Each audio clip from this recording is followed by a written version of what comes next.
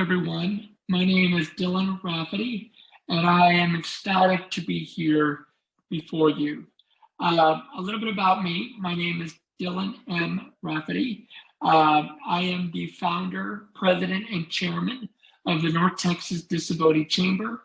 I'm a self-entrepreneur, employed entrepreneur, founded Dylan Listed, so first name listed.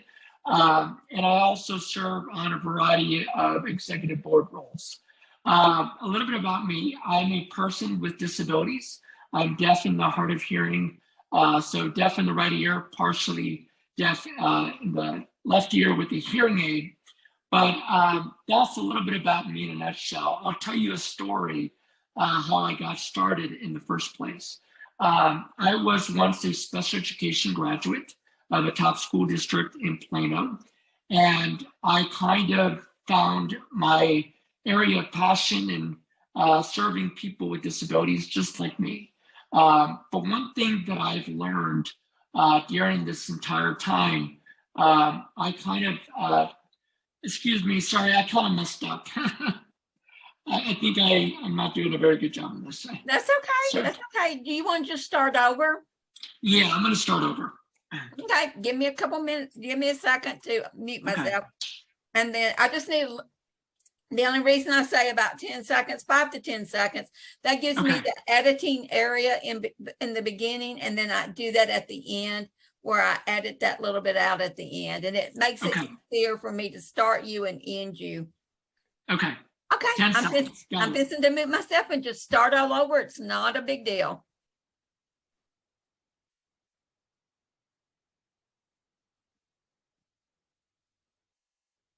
Hello, everyone. My name is Dylan M. Rafferty, and I'm honored to be here and to present this to all of you. I currently am the founder, president, and chairman of the North Texas Disability Chamber, which is the 5th of its kind in the country and the 4th of its kind in Texas. I'm also a donor relations manager for the Robotics Education and Competition Foundation. And I also am the founder of my own company called Dylan Listed. It's focused on employment and transition for youth and adults with disabilities. And I've also previously served as an accessibility leader with a Dallas-based startup company. Why I'm presenting here today is I bring a representation of a diverse community. I am part of the deaf and hard of hearing community, including those with other types of disabilities. So I'm deaf in the right ear and partially deaf with a hearing aid in the left ear. My obstacles have been challenging at such a young age. When I was born, I had a birth defect, and then I was hospitalized for the first couple of years of my life, and then had surgeries during my entire childhood. But I knew that my determination and passion never stopped me from doing big things. I'm an author of a book called Occupy Special Education and Children Should Be Seen and Heard. It is based on my experiences going through a top school district in Plano and overcoming special educational classes, and then later realizing I had to start over in community college. So my educational journey was not easy, but I knew that I had to do what I can to overcome those obstacles. I'm also a person who identifies as having slight to moderate physical disabilities and being a minor case of OCD, so obsessive compulsive disorder. A little bit about my journey. My journey has been a roller coaster of a journey. In some instances, it has helped pave me for the person I am today. During my journey, I've noticed that it is important to have a strong support system in place. Without a support system, it'll be more difficult to accomplish the goals that you want to make. It is important that you find your area of passion what do you want to get involved in, and how you want to get involved, and then aligning with people that relate to you and your passions. In addition to the many work that I do and the many accomplishments that I've had, I have the great fortune of supporting many charitable organizations, serving on their executive board and other committees and so forth. My passion in life is to move the community forward when it comes to disability inclusion, equity, and access. And by doing that, I believe in policy. And I believe that policy influences change. And so part of my work, I go out and work with different legislatures and even worked on the Governor's Committee on People with Disabilities, introducing new policy recommendations on behalf of the entire state of Texas. But that's a little bit about me in a nutshell. My journey has not always been easy. But what I do know is that my positivity set forward the direction of where I am today. It has also propelled me to want to run for office, and which I did in 2019, where I was one of the youngest individuals to run for Plano Independent School District School Board trustees. Although I did not win, it has provided a wide regional impact that people with disabilities can and will achieve great things. But one thing that I wanted to learn to you is, it started with my school experiences, knowing that there were some obstacles along the way. But I also knew that I had to share my experiences. It was my way of letting go of some of the conflict that I had undergone or tried to overcome from. And it's because of those experiences, I had the great fortune to connect with other individuals with disabilities, parents and families who need to hear from my experiences. Although my experiences are different compared to my peers, I think it was valuable to them to hear about that. And because of that, I also learned there were some inequities around employment for people with disabilities. And so I started a business to encourage people to find employment opportunities that align with their skill sets and their dream careers. Because of all of that, I think it's important that you find three things: your passion, what is the one thing that you want to get involved in, and where you align yourself and so forth. Two is knowing who the people that can be your support system. It can be your mom, it could be your dad, it could be a teacher, it could be an educator, it could be an administrator, it could be a coach, it could be anybody you trust that could be your support system, your mentor, and in helping you achieve those goals. And number three is your determination, setting goals, setting expectations for yourself, holding yourself accountable to be able to accomplish those goals. I think that is crucial in order to build success. My success is great, but people always say, do the work. Because believe it or not, we gotta walk the talk. I can talk all day and every day, but it's all about the actions. And my action is find your area of passion, surround yourself with people who align with your mission, your values, and then go out and do the work. Because believe it or not, it pays off knowing the work that you put into it and the people you impact and the people you get to work with every single day. So long story short is, my journey would not have been possible without the support of my family, the educators who've supported me during my time in education. And since then, I'll just tell you, I have a bachelor's, I have a master's now, and I'm going through several leadership programs. So I'm constantly, continuously learning of new ways to stay engaged, stay involved, and so forth. So my aspiration for all of you is to find that single mentor who can support you, guide you into that direction. Find your purpose, your passion, where you see yourself in 5 or 10 years from time. And most importantly, go do the work. Hold yourself accountable. Believe it or not, endless can work. I'll tell you, my grandmother, who passed away almost 7 years ago today, not today, but a couple months ago, she shared with my family, you just wait. And what that means is, for me, I was a late boomer. My progress, the successes only happened later in my life. And I'm only 32 years old. There's a lot more coming my way. But she said, you just wait, meaning finding your purpose, finding your passion, aligning with people. It may happen today, it may happen tomorrow, it may happen in a year from now, but it can happen at any time. As long as you put the work and the effort, aligning with people who support you and finding your passion, it all accounts.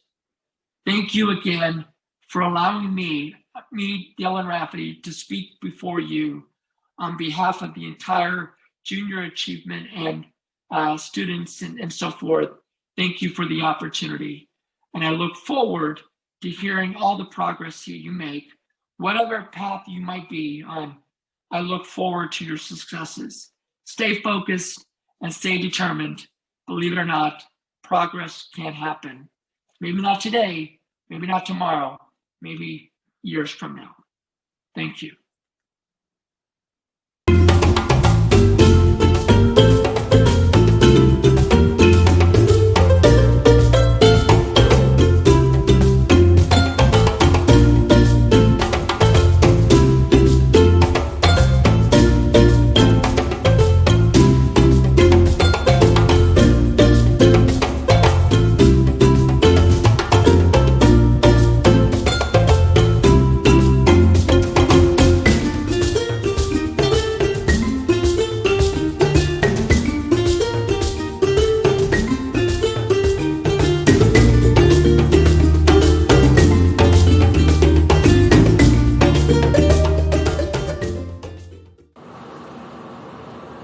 Hello everyone, my name is Stacy Stevenson. I use the pronouns she and they, and I am the Chief Executive Officer of Family Equality. And I'm coming to you from Washington, D.C. I used to live in Dallas, and last year my family and I decided to move to Washington, D.C., so I am in our nation's capital, which is an interesting place to live. I'm loving it. And I have been involved in Junior Achievement since 2020, so it is so nice to be involved again and talking with all of you today. So as I mentioned, I'm the Chief Executive Officer of Family Equality, the CEO, meaning that I have a lot of responsibility and oversight over the entire organization. We are a nonprofit, but specifically, Family Equality advances rights for LGBTQ plus people who want to start a family. And why is that important? Well, because LGBTQ people are also parents and also have families. For example, my wife and I have twin boys, 8-year-old twin boys who we adopted when they were 6 weeks old. And really the bottom line is that in the United States, LGBTQ plus people who want to become parents via foster or adoption or other means still face discrimination. So that's why it's important that we do this work. That's why it's important that I do this work, and why it's so critical to me and in my life. So what is a Chief Executive Officer or CEO? As I mentioned, I'm responsible for lots and ensuring that the entire organization is running smoothly. I have a huge scope of work and lots of responsibility because I not only have my employees that help me run the organization, and I'm responsible to ensure that they have the direction that they need. Because we're a nonprofit, I also have donors, people who donate to the organization. So I'm also responsible to them to ensure that they understand our mission and that they understand why they should donate and where their dollars are going. I'm also responsible to the board of directors. They essentially are my boss. That's who I report to. And I have to ensure that the board of directors believes and sees that not only am I doing a great job, not only my employees are doing a great job, but we are fulfilling our mission to create a better life in families, or the ability to create a family for LGBTQ plus people. A couple of interesting facts about my job as CEO of Family Equality. So first of all, I am the first Black CEO of Family Equality in the organization's 44-year history. So I'm very, very proud of that. Second interesting aspect of my job is that I have been invited to the White House almost 10 times, I believe. Nearly 10 times I've been invited to the White House. I have met President Joe Biden. I've met First Lady Dr. Jill Biden. I have met Vice President Kamala Harris. I've also met First Gentleman Doug Harris. And what I love about going to the White House is, number one, the history. It's a beautiful place. It's steeped in history. But the other thing is that this administration, the Biden administration, is really committed to LGBTQ plus rights. And I'm so excited and thankful that I get to work alongside with them to ensure that everyone has the right to family. But one of the most fulfilling parts of my job is that I get to ensure that people have equal rights. I get to ensure that everyone who wants to start a family can start a family. And that is so fulfilling. As I mentioned, my wife and I face discrimination, so I understand what it feels like to be discriminated against and to be a part of the change in this world, to be a part of something that's bigger than myself is so fulfilling. And even though I spent many years in for-profit in corporate America, I am really thankful that I made the change to move to nonprofit. So how did I get here? How did I become the CEO of Family Equality? So first I'll say, in middle school and high school, I had no idea what I wanted to do. I thought I wanted to be a writer. I thought I wanted to be a doctor. My mind was all over the place, and that's normal. I don't think sometimes at these ages that you really truly know what you want to do. But as I was trying to figure that out in school, I have to say that school was very difficult for me. And the reason that it was difficult is that I was bullied incessantly. I was bullied because I was Black. I was bullied because I was a girl. Or I was bullied because I was a girl who looked like a boy, as people used to call me. I was bullied for being gay. And that made things a lot more difficult for me as I was trying to navigate middle school and high school, was being bullied.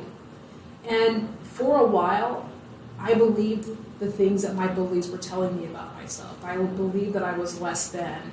I believed that I was not pretty. I believed all of those negative aspects, and essentially all of the things that made me diverse.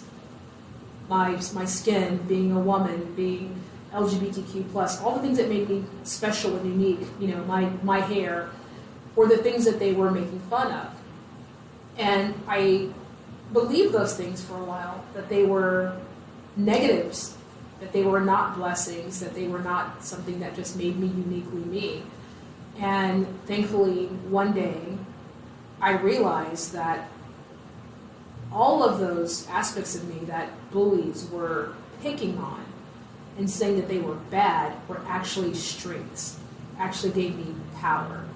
And from that day forward, I decided that I was going to use those aspects of myself, the diversity, Black and bald and whatever you want, gay, all those things that people said were bad, I was going to use those to my advantage. So that brings me to my career. So let's start where my career started. My first job was at McDonald's. That was my first job. I worked the 5 a.m. shift, and I was responsible for making the biscuits. So, if you go to McDonald's and you get the sausage, egg, and cheese, or whatever the biscuits are, I made those back in the day, made lots of biscuits.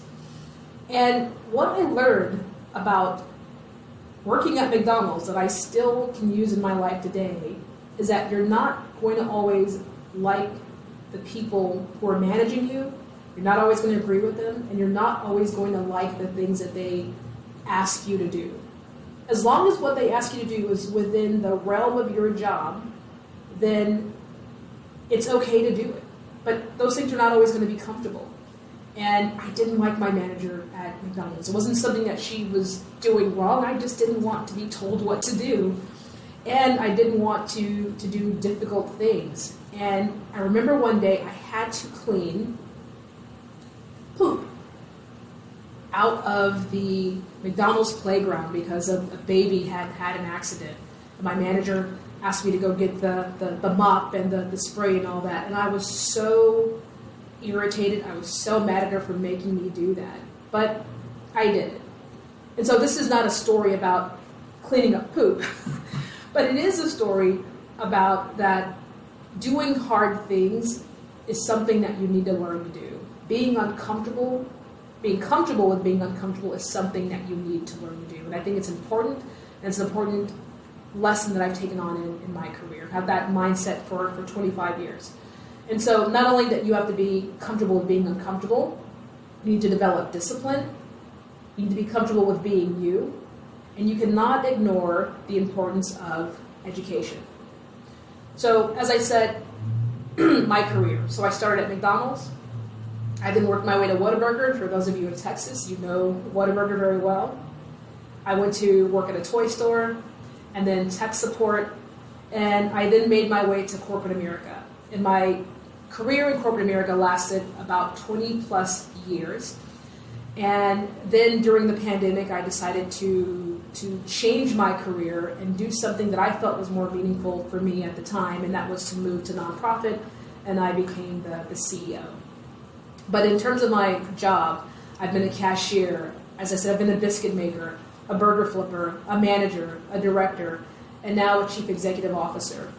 And although I struggled in school, I did earn a bachelor's degree in business, and I've earned a master's degree in business, and I have a myriad of technical certifications as well.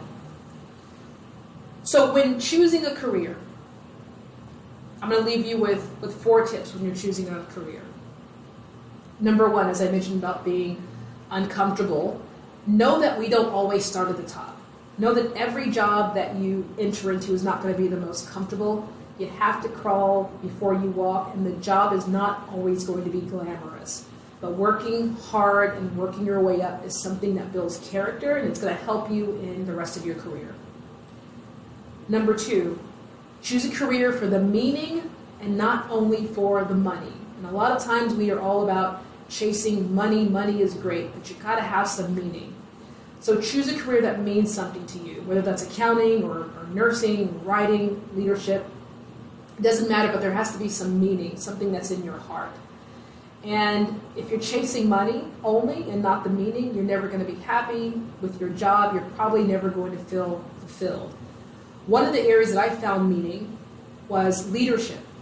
And as I was working my way up, I realized that I like to lead people, that I like to help people solve problems, that I saw that when someone is a great leader, how they can truly motivate people to be their best. And so I found some meaning in the career that I chose.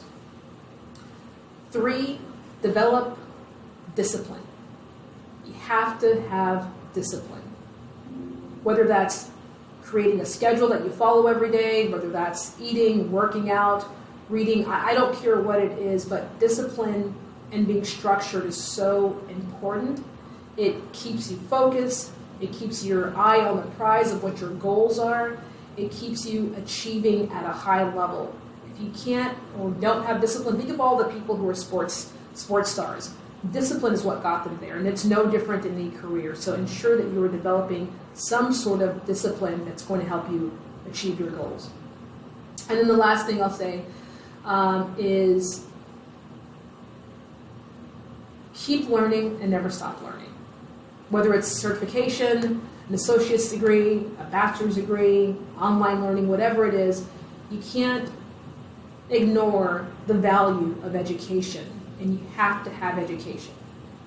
I strongly recommend, as someone who struggled in school, and I finished school, bachelor's degree, master's degree when I was not until I was an adult, education is key, and don't let anyone tell you that it's not.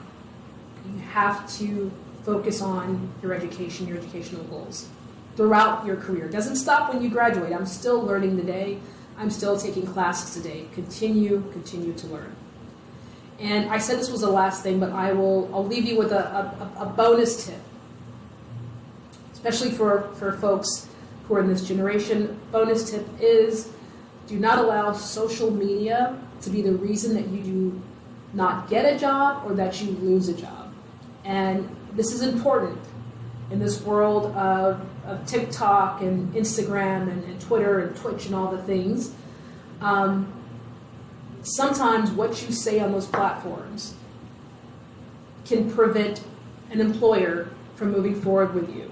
Sometimes what you say on those platforms can cause an employer to let you go. I have declined applicants for what I have seen on social media. So know that social media is a tool. It's a great technology and platform that we have as part of our world today. But also know, when you get ready to be in the work world and you are building your career and you're building your character and you're building the who you are and who you want to be, know that people are going to go straight to social media and they're going to look at what you've said, what you have said, and what you said before, and that makes a difference. So just use with caution, be careful, and know when you start your career, you don't want social media to be a barrier. Okay, so I'm finished. I think I've gone over, probably talked way too long. It was so great to talk to the Junior Achievement folks today, and I wish all of you well. Goodbye.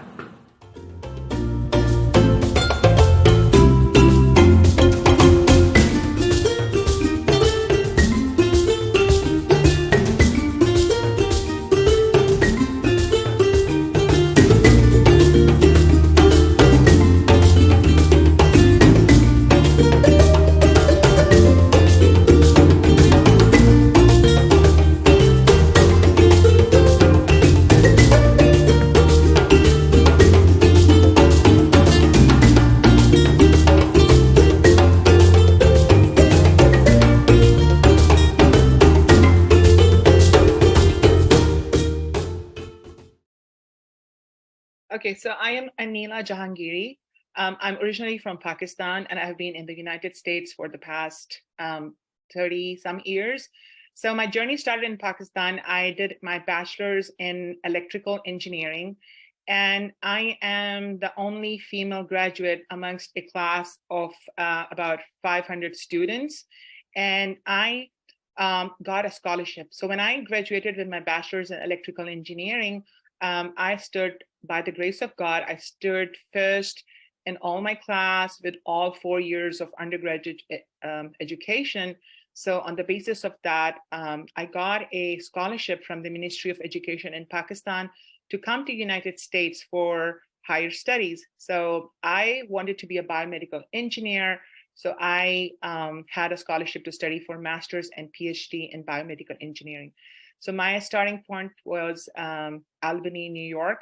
I went to Rensselaer Polytechnic Institute. I did my master's in biomedical engineering at Rensselaer, and then I transferred to Case Western Reserve University in Cleveland, Ohio, and I did my PhD there. My thesis was related to suppression of epileptic seizure-like activity in the rat's brain using electrical stimulation. Once again, in my PhD program, I was the only female biomedical engineering student in my laboratory. So it was an interesting experience, always being like the only female working with mostly men in the engineering field. And then again, once I graduated with my PhD, I was looking for jobs, and then I found a job in a software engineering firm, and I started as a project scientist there. Once again, I was the only female engineer in an all-male engineering firm.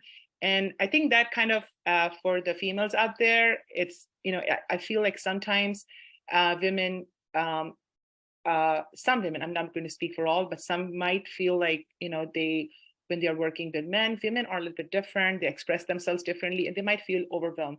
But in my experience, I have learned that women just operate a little bit differently, but we do very well in engineering. So I worked in the engineering company for a few years and then started to work on my own.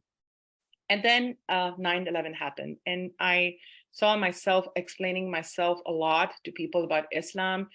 There was a lot of attacks on Islam and about the Islamic theology, and I would find myself in many situations in like online forums explaining what Islam is all about. So at that point, I did a few things. First of all, I joined this organization. It's called Architects and Engineers for 9/11 Truth. It's an organization that is asking for an independent investigation. But also, I was looking to switch into theology. So I joined the Islamic chaplaincy program at Hartford Seminary. It's a seminary in Hartford, Connecticut, and it's an interfaith seminary. So they have recently actually changed their name to Hartford International University, but this was in 2016, and they had Jewish students, Muslim students, and Christian students, and it was a wonderful atmosphere for people of different faiths to come together and study religion. I found myself in classes such as like common themes of Bible and Quran. So the Muslim students would open up their Qurans, the Christian students would open up their Bibles, and we would look for common themes. So it was a very interesting class, and there were similar classes like that. So I think this, so it was, I sort of switched from engineering to theology. So I got my graduate certificate in Islamic chaplaincy. I'm still continuing my education there. I'm working on my master's. So I'm working on my last stretch of my master's education, and it's my master's project. So my master's is in religious studies with a focus on Islamic studies and Christian-Muslim relations. So currently I'm working in a few different places. I work in a few different places, and I'm also volunteering in a few different places. So I volunteer at Calls for Comfort. It is actually a warm line for Muslim women who call and have different issues going on. And we provide, this is a team of Muslim women who provide listening support to these women. It's all confidential and it's anonymous.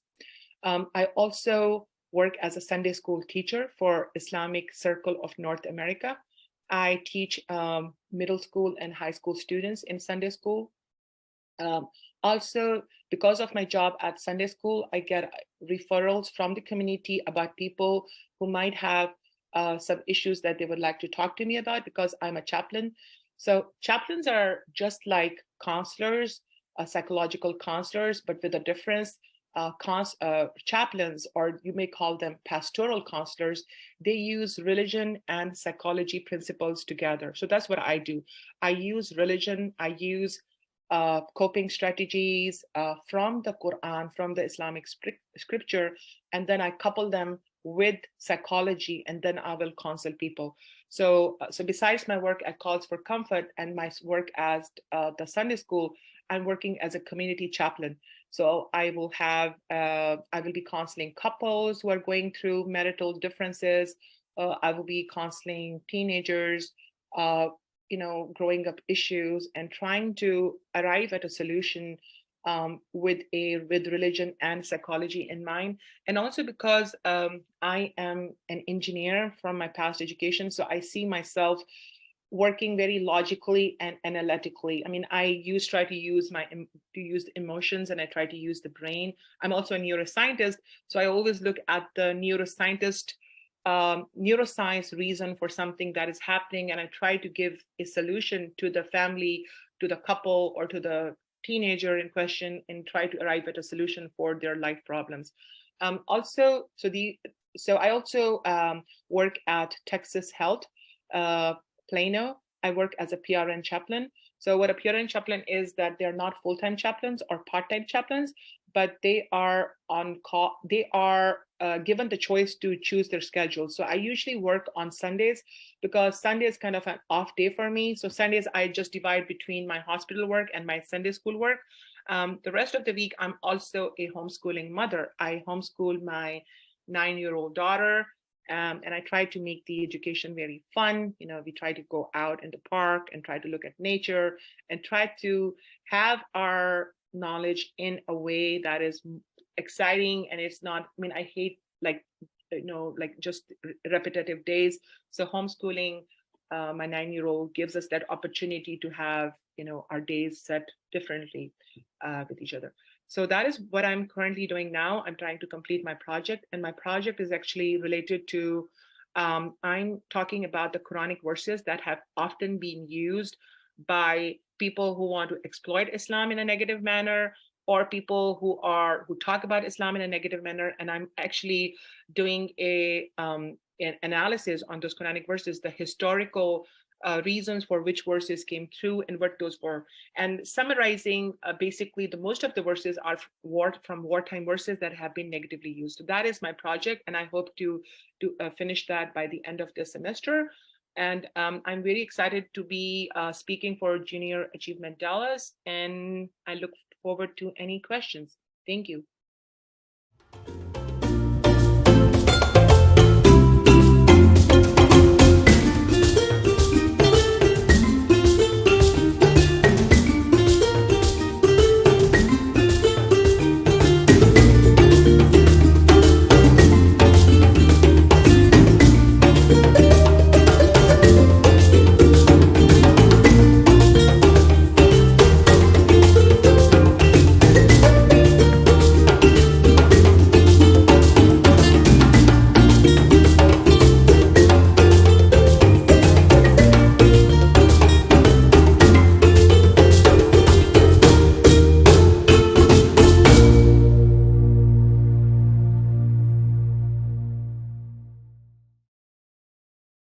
Good afternoon, everyone. I hope you are all having a great day. My name is Ricky Bettis. I am the College and Career Counselor and Site Supervisor over the College and Career Center at Del Valle High School. It is in the Austin metro area. I'm really excited to start speaking with you today about my journey as an educator. But yeah, first things first, I am a proud Hispanic Mexican American. I grew up in Lubbock, Texas. So my background really starts with me. I grew up in a lower socioeconomic household. I had two parents, two wonderful dads who supported me throughout my high school, my college journey, just my whole life. Where do I begin? I think my journey as an educator really started with my passion in high school. I joined a college readiness program my freshman year of high school, and it was called TRIO Upward Bound. This program really changed my life. So this program, it seeks to enhance the early college awareness of first-generation low-income students. I'm the first person in my family to graduate high school and graduate college. And so this was a really great achievement that I went on. And it really started with Upward Bound. So what really Upward Bound does, we had academic Saturdays. It was through Texas Tech University, and they recruited through my school, which was Coronado High School in Lubbock. And they helped us with academic Saturdays. They took us on college tours. They had tutoring components, and they really just got us ready for life after high school, how to prepare for college, how to gain that early college awareness. So I joined this program, and it was really life-changing. Most of the people in the program were people of color, Hispanic, Black, lower socioeconomic students, and we were just there, and the majority of us were going to be the first people in our family to graduate college. So I graduated the program in 2014. That's when I graduated high school as well, and I started at Texas Tech University. And at Texas Tech University, I really didn't know what I wanted to do. At first, I was a theater major, and then I changed my major 2 more times. And I ended up deciding, I was like, what am I most passionate about? What has really changed my life? And that was Upward Bound. I was like, Upward Bound changed my life. I want to help other students the way that Upward Bound changed my life. My college advisor through Upward Bound really took the time with me to help me figure out what I want, help me figure out basically my worth. And it was an amazing journey. And that connection that I had with her, I really wanted to have that same exact connection with people as well. So I got to college, I went through the steps, I got my degree in communication studies. And I'm not gonna lie, like I went on a kind of a tough journey. I worked at an Italian restaurant for 7 years. I started my senior year of high school. I even worked there 2 years after college. But like I went to college and I was still a server, and it was a very, very tough, tough, tough thing to do. Like you expect to get a job right after college, but I grew up in Lubbock, and there was not a lot of really accessibility and nonprofits and social workers. So I really decided to move to Austin, Texas, 2.5 years ago. So I moved during COVID. It was a really tough time. The transition was not easy. I'm not even gonna lie, but it was definitely worth it because it got me to where I'm at today. And I moved here to Austin, Texas, and I started my first job working in admissions at a trade school. And we had different programs such as welding, HVAC. We had medical assistants. We had different trade programs that help people get their certifications. And it wasn't my favorite job, but it definitely got me to the stepping stone into where I needed to get to my dream job. And I finally got a break, and I applied to Austin Community College Upward Bound program. So this program that changed my life, I had the privilege to work at it through the ACC branch, and the high school that I served was Travis High School. And I was able to recruit first generation low income students, all predominantly Hispanic students and Black students. And yeah, it was a great, amazing journey. And I started at ACC, and I only took on a 4-month contract because it is grant funded. So they had enough funds to do my contract for 4 months. And then after that, that gave me the skills and the talent that I needed to start my next career in working at Texas State University TRIO Upward Bound, essentially the same job, but through the Texas State University branch. And the high school that we served was Del Valley High School. And I went on this amazing, journey. I know I keep saying that a lot, but it's been monumental to see how many lives that I have changed. And that's my goal. This is my life's work. So I started at Texas State University, and I worked there for 6 months. And I was stationed at the high school, and I would just meet students, help them get ready for college. We would do academic Saturdays. We had a 6-week semi-residential program, essentially everything that we did when I was a student in the program. And, I felt very complete, and this was my dream job. I was finally at a point in my life where I was happy. I was doing something that I wanted to do. I was impacting lives. So I then became the college and career counselor role at the high school became open, and the principal talked to me. She was like, "Hey, we see the work that you do with Upward Bound. We want to see if you'd be interested in applying to this role and transition you to working for the district." And I was like, you know what? I want to do this, and I want to help my whole community. Del Valley is a 85% Hispanic community and 9% Black community. So it's a predominantly Black and brown high school. And this is where I want to be, So I was like, I want to help the whole school, not because with Upward Bound, there's recruiting limits, and we have to have 62 students on my caseload. Well, I want to help the whole entire school. So I then applied for the job, and I interviewed for it, and the principal decided that I was the right fit for the job. So I transitioned into my role as the college and career counselor here. And I've been in this role for 2 school years now. And yeah, it's been an amazing journey. What else? So here I'm in my new role, and I oversee the College and Career Center here, and we have different college readiness programs. We have Upward Bound, we have Talent Search, College Forward, Breakthrough Central Texas, we have Advise Texas, and I essentially oversee all these programs while also being a college advisor as well. And we're really a family here. I essentially brought them all together because our efforts is the same. It's how can we help our students become successful? How can we get them ready for a post-secondary education? And this is a community effort, and we've had so many strides.